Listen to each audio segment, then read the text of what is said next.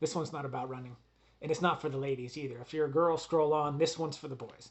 There is a responsibility that comes with being a man that not only hasn't gone anywhere, but it's probably more important now than it has ever been. Because if you look around, it's weak men, it's passive men, it's confused men, it's men who have outsourced their purpose. They've lost their standards, they've lost their backbone. And the cost of that is that your family feels it.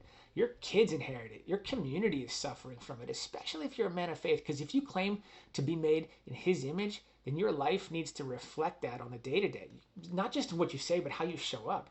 Because you can't preach discipline and then be soft. You don't get to talk about truth and then avoid the really hard stuff. And you can't pretend to lead spiritually but collapse physically and mentally, because that's not leadership. You are called to be an example to your wife, to your children, to your neighbors, to the men around you who are watching, whether you realize it or not.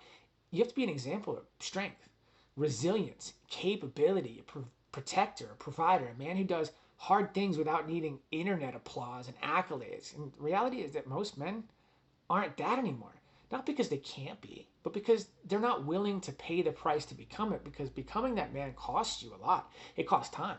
It costs money. It costs comfort. It costs ego. And that's huge. It means admitting that you don't have it all figured out and then doing something about that. You got to train your body when you don't feel like it. Sharpen your mind when it's way easier to scroll on the internet. Strengthen your faith when it's way easier to drift and scroll on the internet some more. And if you don't know how to do that, you got to figure it out. You got to hire a coach. Find a mentor. Get around men who are already living at a higher standard. But you got to stop pretending that staying where you are is somehow acceptable, because it's not. Because it's not about you. The next generation is watching you. Your children are learning what a man looks like from you, whether you realize it or not. Your community depends on men who are willing to stand up when things get hard. And whether you like it or not, that responsibility is solely on your shoulders. So the question isn't if you're capable of becoming that man, because you are.